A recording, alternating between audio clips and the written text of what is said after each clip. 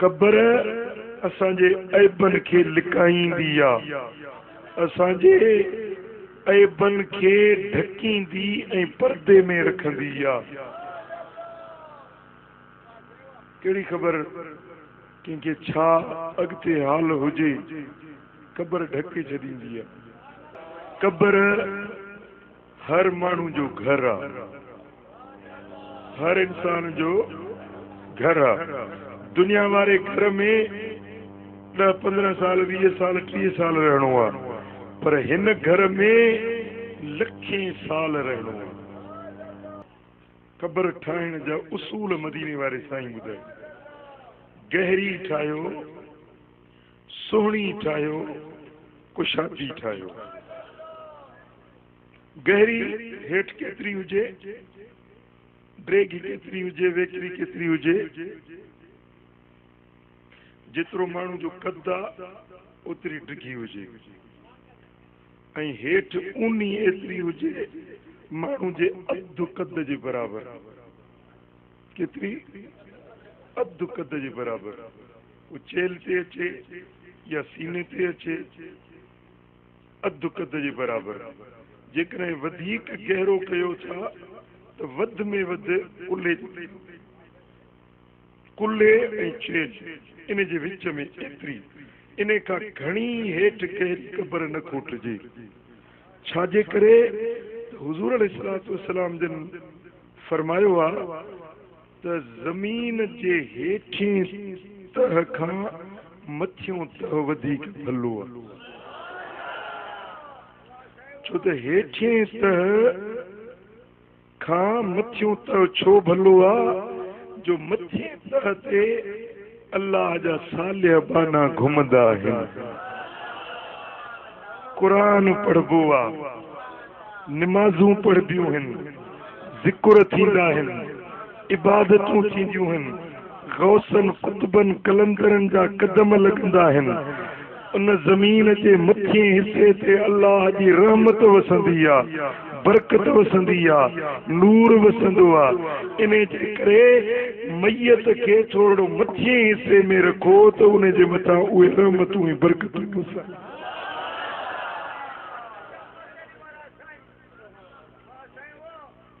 ऐं कब्र अहिड़ी सोढ़ी न ठाहियो जो मस मस करे मैयत के अंदर विझजे, कुशादड़ी ठाहियो। ऐं हुज़ूर अलैहिस्सलातु वस्सलाम फरमाइनि था त कब्र के सोनो ठाहियो। कीअं? जो उन जा किनारा छिले रंबीअ सां सिधा कयो, उन जो तरो हेठो हमवार सिधो कयो, खॾ खुॿ न हुजनि, हेठि मथायूं न हुजनि, मथों कोटींदे वरी मथों भेरूं किरंदियूं आहिनि या भितर हेठि किरी पवंदा आहिनि, उहे मेड़ियो, उनखे छंडियो। ईअं साफ़ सुथरी कब्र ठाहे पोइ उन में पंहिंजी मैयत कई। तव्हां ॻाल्हि सम्झी आहे? ऐं जेॾी महिल कब्र ठाहियो था त कब्र जे ठाहिण जूं 2 सूरतूं आहिनि, घणियूं? हिकिड़ी आहे लहद, ॿी आहे शक। लहद सरबो आहे सामीअ खे, ॻुझ खे। कब्र हेठि खोटे पोइ किबले वारे पासे नूं अंदरूं खोटबो, खाट हणबो, एतिरो खोटबो जंहिंमें मैयत सुम्ही सघे। समझो था? इन गुथार घणी वॻे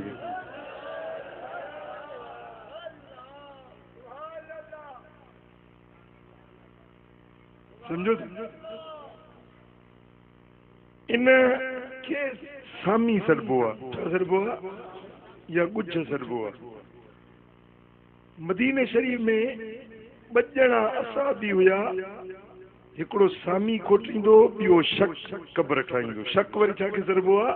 जो कब्र हीअं सिधी खोटे पोइ सामी जो खोटजे ज़मीन आहे कलर वारी या ज़मीन आहे नरम, सामी खोटजे थी त किरी थी पवे, बीहे नथी। पोइ अहिड़ी सूरत में छा कबो जो क़बर जी खॾ खोटे पोइ विच में वरी नहर वांगुरु अध वांगुरु उन जे विच खोटबो।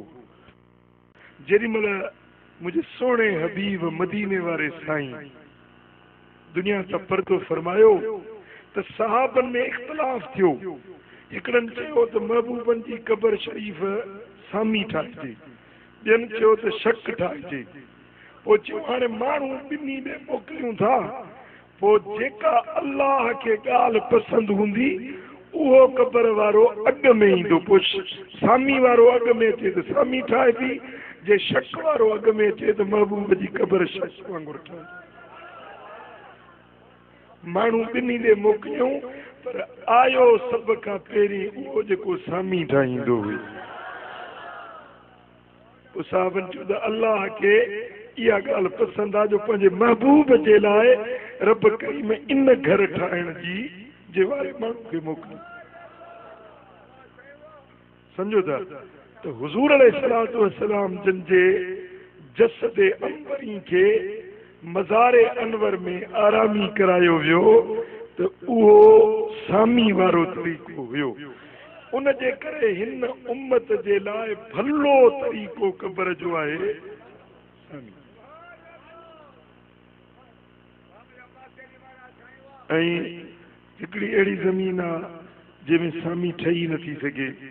जे मूं कयो त कलराठी ज़मीन आहे, नरम ज़मीन आहे, या वरी पथरेली ज़मीन आहे जिते खोटे नथो सघिजे सामी खे, त पोइ अहिड़ी सूरत में शक क़बर ठाहिण बि जाइज़ आहे।